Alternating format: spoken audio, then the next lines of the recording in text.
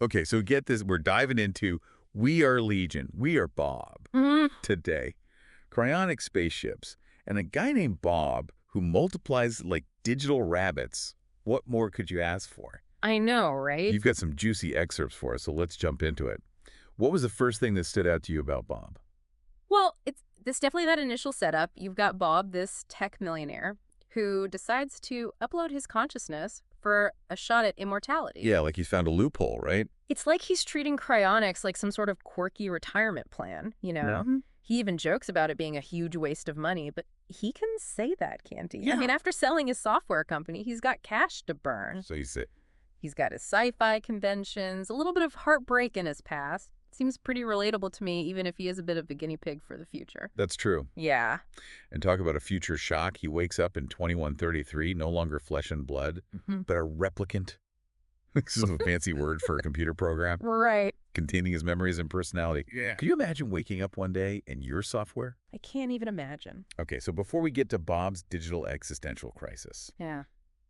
you got to tell me about this world he's woken up in. The U.S. is run by a religious government called F8. Yeah. Portland's renamed after some president who sounds a little too on the nose. Yeah, things have gotten intense. After a series of global upheavals, including, of all things, the Middle East, sorting out fusion power, only to collapse anyway. Oh, no. The book doesn't shy away from showing how different the world is now. Wow. And replicants like Bob, Yeah. they're right at the heart of the debate. Are they abominations or are they valuable assets? It's a really interesting question, and Bob's kind of a test case here, especially since most replicants don't even successfully integrate. Oh, really? 80% failure rate? Those are some rough odds. Yeah. No pressure, Bob. Mm. So he's a computer program now, right? Yeah. What can he actually do in this brave new world? Well, at first, it's a lot like being a brain in a jar, you know? Right. He's stuck interacting through text, which is a far cry from those sci-fi dreams of futuristic bodies. But here's where it gets really interesting. He can control these robotic roamers with this incredible precision, like a puppeteer with lightning reflexes. Okay, that's pretty cool. Right, But it can't be all fun and games, right? right. What did they wake him up for? Well, turns out Bob's got a date with Destiny Project Heaven. The mission is to scout out habitable planets because, surprise, Earth's not doing so hot. Makes sense. One planet's never enough for us humans, especially when we keep messing them up. Well, there you go. So space exploration's a pretty big job even for a superpowered program. That's where these multiple Bobs come in, right? You're catching on quick. It's not just Bob, it's a whole team of Bobs. Okay. Dr. Landers, his handler in all this, calls them multiple candidates, each one a copy of Bob's consciousness. Oh, okay. But, and this is where it gets a little wild, they develop their own personalities. So it's Bob, but with variations on a theme. Exactly. Like a whole chorus of Bobs, all singing from the same song sheet, but adding their own riffs. You got it. And we even get to meet a few of them early on. Riker, Bill, Milo, Mario. A whole bunch of Bobs. Each one a Bob, but with their own little quirks. Makes you wonder, what is it that makes us us? If you copy the code, do you copy the soul? That's a good question. Isn't it? And we're just getting started with this deep dive into We Are Legion. And here's where we see that Bob isn't just along for the ride, you know? Yeah. He's got this ship, Heaven 1, and it's packed with tech straight out of a sci-fi lover's dream. Oh, yeah.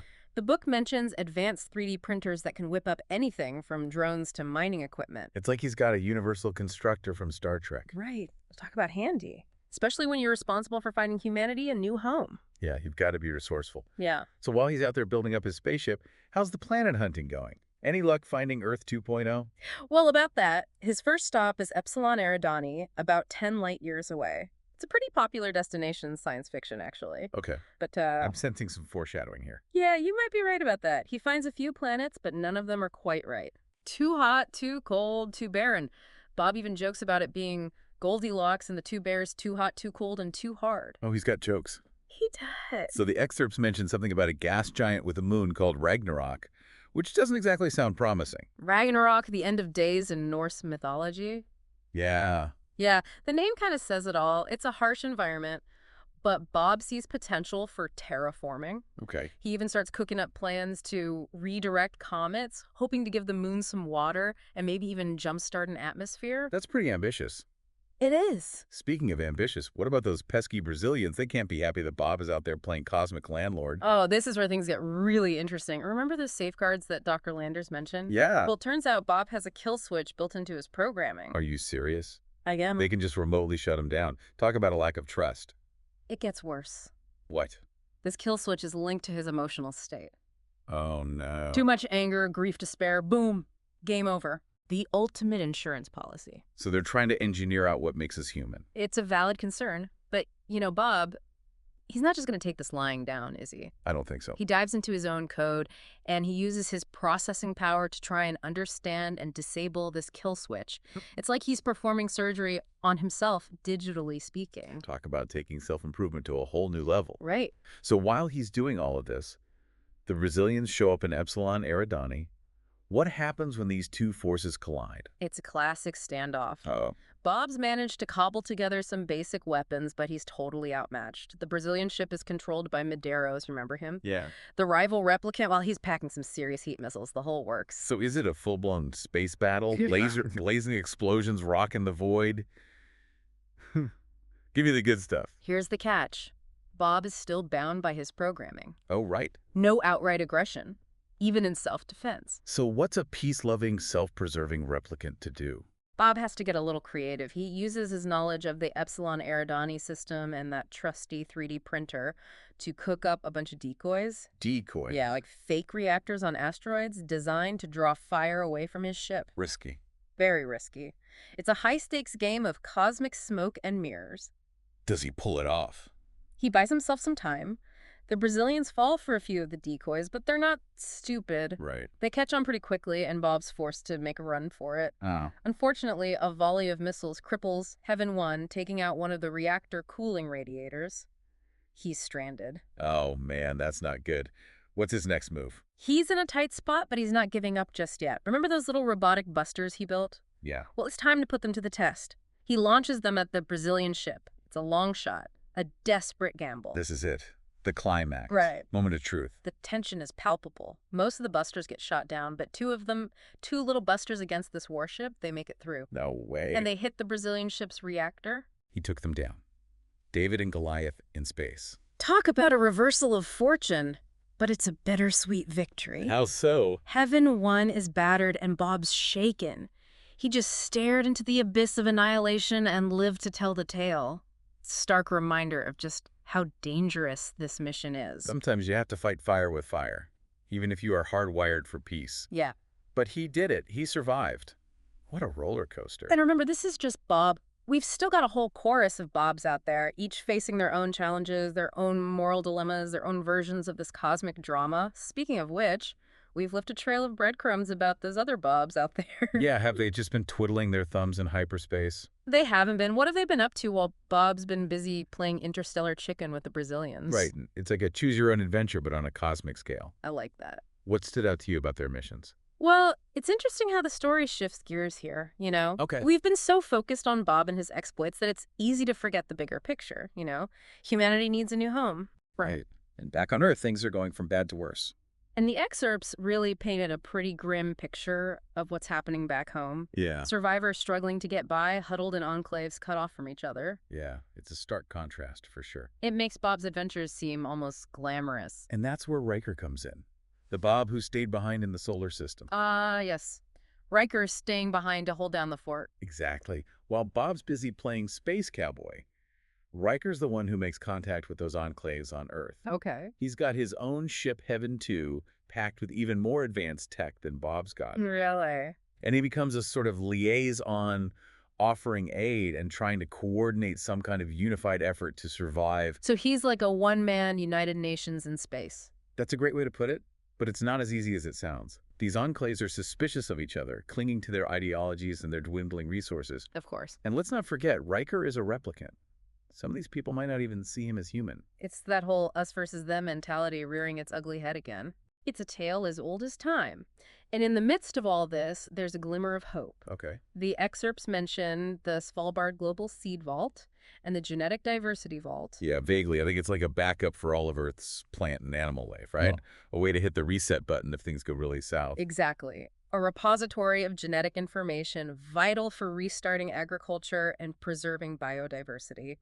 The problem is it's located in Svalbard, a remote archipelago way up north, controlled by a group called the Spitz. The Spitz. And let me tell you, they're not exactly known for their hospitality. Oh, boy.